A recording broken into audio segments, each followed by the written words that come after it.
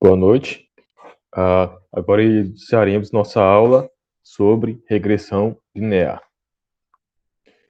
Quando analisamos dados que sugerem a existência de uma relação funcional entre duas variáveis, surgirá então o problema de se determinar uma função matemática que exprima esse relacionamento, ou seja, uma equação de regressão que vai exprimir a correlação entre as duas variáveis.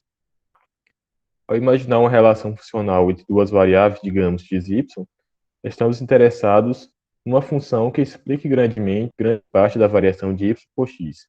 Entretanto, uma parcela da variação de y, ela não pode ser explicada por essa equação de regressão. E vamos atribuir essa parcela de variabilidade ao acaso, ou seja, é um erro aleatório. Na notação que estamos usando, y vai ser a variável dependente, ou a resposta, e x vai ser a variável independente, ou explanatória explicativa. O modelo que busca explicar uma variável y como uma função linear de apenas uma variável x é denominado de modelo de regressão linear simples. Formalmente, a análise de regressão parte de um conjunto de observações variada, x1, x2, xn, que é relativo às variáveis x e y, e a gente consegue escrever, quando tem uma correlação linear, a gente vai escrever a variável resposta yi como igual a essa equação aqui. Agora eu vou explicar cada um desses termos que presente nessa equação de regressão. yi é a variável resposta associada à iésima observação de y. xi vai ser a variável de observação. É a iésima observação do valor fixado para a variável independente. Epsilon vai ser um erro aleatório que vai ser algo que vai ser causado por acaso ao nosso sistema que a gente está observando. E a gente supõe que esses erros eles estão ocorrendo de uma distribuição normal, com média zero e alfa e beta, eles vão ser os parâmetros que a gente precisa estimar para o nosso modelo de regressão linear. E nosso objetivo dessa regressão linear é achar esses alfas e betas através dos valores de xi e yi que a gente conseguiu obter pela amostra.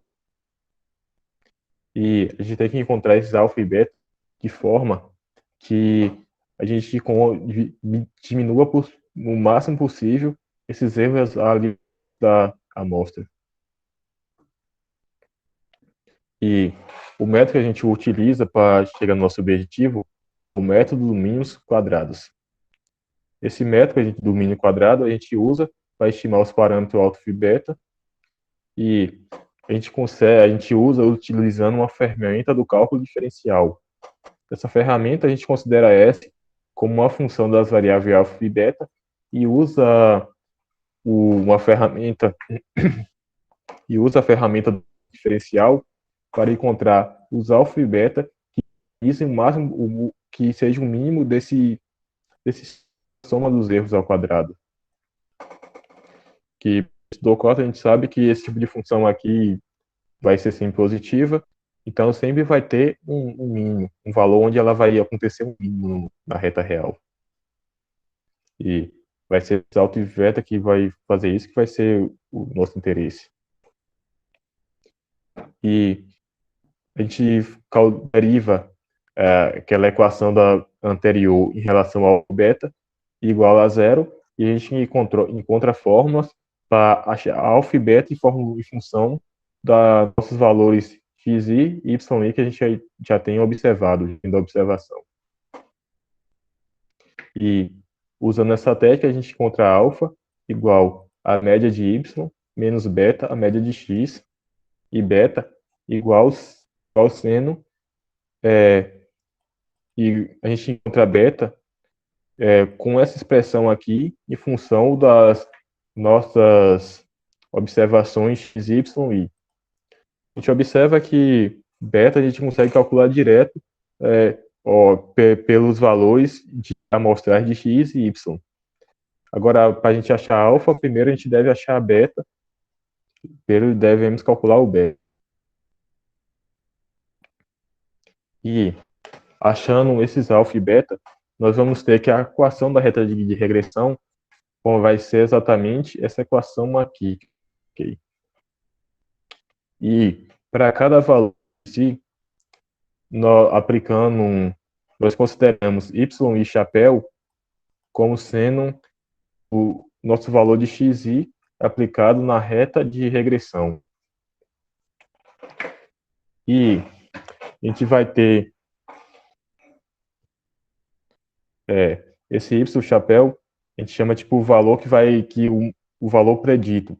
A gente chama ele de valor predito pela regressão, porque ele é o valor que, através da nossa modelagem do problema, a gente espera encontrar. Eu chamo ele de valor predito. E y é o valor, como a gente sabe, a gente foi o valor que a gente analisou o problema e encontrou y i barra é o valor predito. Então, a diferença entre o valor que a gente realmente observou e o valor que a gente espera vai ser um erro aleatório EI, que uma estimativa do erro aleatório.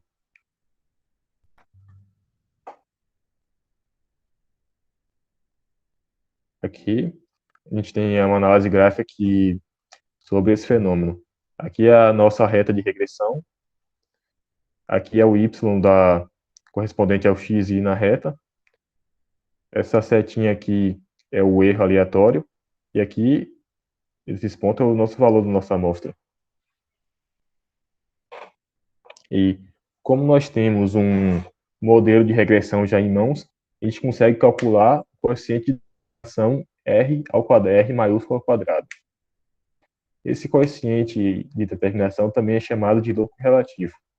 Ele mede a proporção da variação de y, que pode ser explicada por variações de x, seguindo o nosso modelo de regressão que a gente encontrou. Esse coeficiente R ao quadrado, ele também representa o poder explicativo do nosso modelo de regressão. E esse coeficiente, ele é dado por essa equação, que vai ser a variação explicada pelo modelo, dividido pela variação total que a gente encontrou na observação. E quanto mais próximo de 1 esse coeficiente de regressão de determinação estiver, melhor será o valor de explicação da variável de y em termos da variável x. Essa nossa coeficiente de determinação é uma medida sempre positiva e ela é obtida na regressão linear simples, elevando o coeficiente de correlação de Pearson ao quadrado. Agora vamos para um exemplo onde a gente irá colocar esses conceitos que aprendemos agora em prática. Considere dados amostrais obtidos de um estudo da relação entre o número de anos que os candidatos a um certo emprego no exterior estudaram alemão, no curso secundário ou na faculdade, e as notas obtidas em um teste de proficiência naquela língua. Aqui nós temos nossa tabela da amostra. A primeira linha aqui é uma numeração dos indivíduos. A segunda linha é o número de anos de estudos. E a terceira linha é a nota no teste de proficiência. Nesse exemplo, nós iremos fazer um gráfico de dispersão dos dados. A partir desse gráfico de dispersão, vai analisar se aparentemente tem uma associação ou não. E depois calcular o coeficiente de correlação de Pearson e interpretar o que ele quer dizer. Depois, a gente vai estimar os coeficientes de regressão e, a partir desse modelo estimado, a gente vai interpretar o que esses coeficientes o que essa regressão diz sobre o problema. Por último, a gente vai calcular o coeficiente de determinação.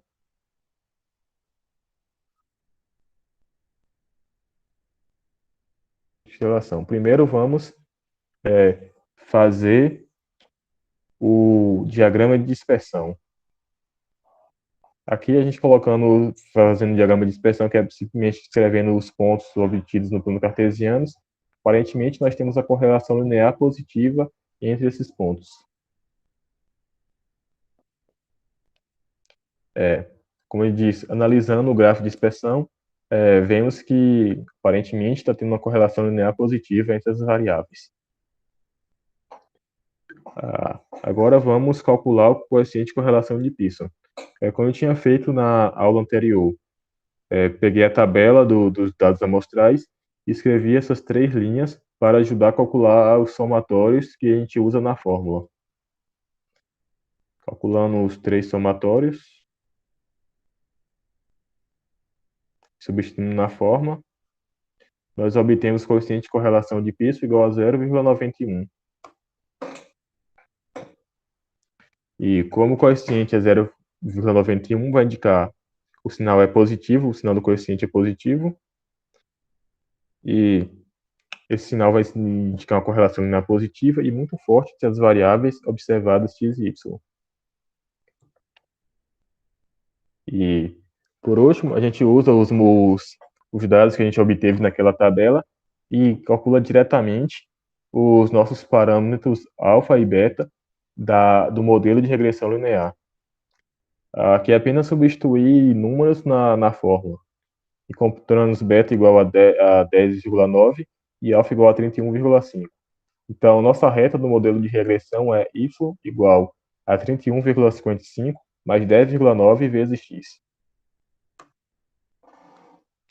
A gente pode interpretar essa linearização do seguinte modo.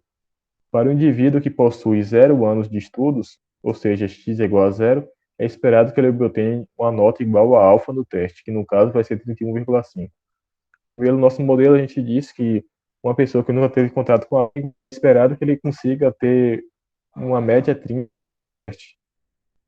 E para cada ano adicional de estudo, é esperado que ele aumente a sua nota em 10, que no caso vai ser o beta. Para cada ano adicional, para cada incremento de uma unidade no X, a gente vai ter que vai esperado que beta na nota. Que no caso vai ser 10,9. E aí vai calcular o coeficiente de determinação, que procede do mesmo modo que a gente tem interessado em saber no somatório de y menos y barra quadrado. Então a gente vai escrever essas tabelas e acrescentar linhas. Primeira linha é y menos y barra. Depois a gente calcula a linha y menos y barra quadrado, que aqui já fica no jeito de calcular o somatório. A gente calcula o y chapéu, que esse y chapéu é calculado apenas colocando o valor de x no nosso modelo de regressão. Calculado dessa forma, esse y chapéu, que é o valor esperado, que é o valor predito, que é apenas substituindo o valor de x na equação de regressão. A gente escreve a linha y chapéu menos y barra, e depois a linha y menos y barra ao quadrado.